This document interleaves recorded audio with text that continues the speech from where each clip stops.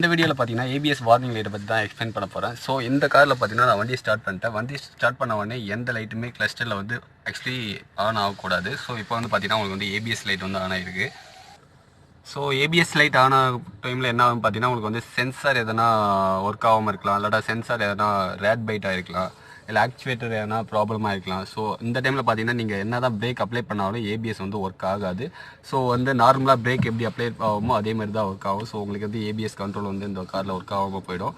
So இந்த டைமில் என்ன பண்ணுங்க பார்த்தீங்கன்னா உங்களுக்கு வந்து சென்சாரை 4 சென்சாரை செக் பண்ணுங்கள். ஸோ அது மட்டும் இல்லாமல் விஷுவலாகவே செக் பண்ணுங்கள். சென்சார் எதனா ரேட் பைட் ஆகிருக்கா, சென்சாரோடைய கப்பர் எதனா டிஸ்கனெக்ட் ஆகிருக்கா அப்படின்னு சொல்லிட்டு விஷுவலாகவே செக் பண்ணுங்கள்.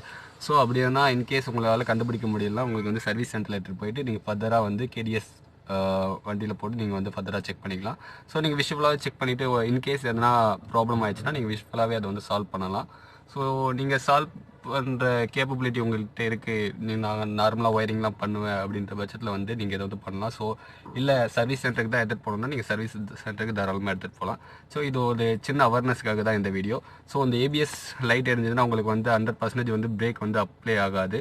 உங்களுக்கு வந்து ஏபிஎஸ் சிஸ்டம் ஒர்க் ஆகாது, இபிடி ஒர்க் ஆகாது, அது மட்டும் இல்லாமல் ட்ராக்ஷன் கண்ட்ரோல் எதுவுமே ஒர்க் ஆகாது. நார்மலாக பிரேக் ஒர்க் ஆக மாதிரி தான் எதுலேயும் ஒர்க் ஆகும். காரில் மேக்ஸிமம் ஏபிஎஸ் லைட் எரிஞ்சாவே அதோட சென்சார் ஃபால்ட்டாக தான் இருக்கும். ஸோ இப்போ நான் ஃப்ரண்ட் ஆர்ஹெச் சென்சார் செக் பண்ணுறேன். இது வந்து நக்கில் ஜாயிண்டாக இருக்கும். ஸோ இந்த சென்சார் எதுவுமே அவ்வளோ நல்லா தான் இருக்குது.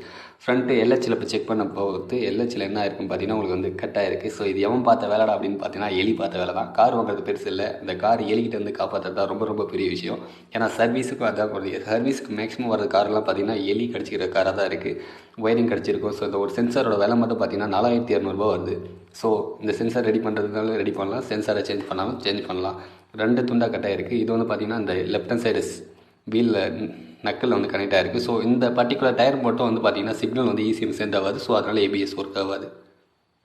சென்சார் கட் ஆகிருந்தால் ஏபிஎஸ் மட்டும் இல்லை, electronic stability control and traction control system கூட ஒர்க் ஆகாமல் போயிடும். ஏன்னா பாடியோடைய சென்டரில் வந்து யாக் கண்ட்ரோல் சென்சார் அப்படின்னு சொல்லிட்டு லொக்கேட் பண்ணியிருப்பாங்க. ஏன்னா எலக்ட்ரானிக் ஸ்டெபிலிட்டி கண்ட்ரோல் என்ன பண்ணு பார்த்தீங்கன்னா எந்த வீலுக்கு வந்து எவ்வளோ பிரேக் அப்ளை பண்ணுறதை வந்து இந்த ஒவ்வொரு சென்சாரும் எவ்வளோ ஸ்பீடில் போகுதுன்னு சொல்லிட்டு ஈஸியாக சென்ட் பண்ணிகிட்டே இருக்கும் சிக்னல்.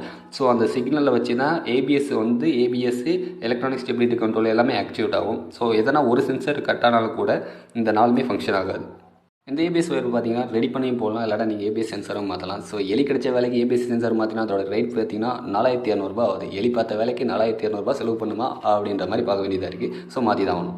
சென்சாரை கழட்டிட்டா உள்ள இந்த ஹப்பு மாதிரி தெரியும். அதில் வந்து சின்ன சின்ன டீத்து மாதிரி இருக்கும். சென்சார் என்ன பண்ணணும் பார்த்தீங்கன்னா டாக்கோமீட்டர் மாதிரி ஒவ்வொரு டீத்தும் வந்து கவுண்ட் பண்ணிகிட்டே இருக்கும். ரொட்டேஷன் ஆகிட்டே இருக்கும் போல எவ்வளோ ஸ்பீடு வந்து சுற்றிட்டே இருக்குன்னு சொல்லிட்டு இந்த டாக்கோமீட்டர் வந்து சிக்னல் மூலிமா ஈசிஎம் வந்து கண்டினியூஸாக அமுச்சிட்டே இருக்கும், இவ்வளோ ஸ்பீடில் போயிட்டு இருக்குது அப்படின்னு சொல்லிட்டு. ஃபைனலாக எலி பார்த்த வேலைக்கு ஏபிஎஸ் சென்சரை மாற்றியாச்சு. ஸோ காருக்கு ரொம்ப ரொம்ப இம்பார்ட்டன்ட் ஏபிஎஸ் பிரேக் தான். ஸோ இந்த மாதிரி உங்களுக்கு சின்ன சின்ன டீட்டெயில்ஸ், சின்ன சின்ன இன்ஃபர்மேஷன் வந்துகிட்டே இருக்கும் என்னோடய வீடியோவில். உங்களுக்கு காரை பற்றி எந்த டவுட் இருந்தாலும் கீழே கமெண்ட் பாக்ஸில் மறக்காமல் கீழே கமெண்ட் பண்ணுங்கள்.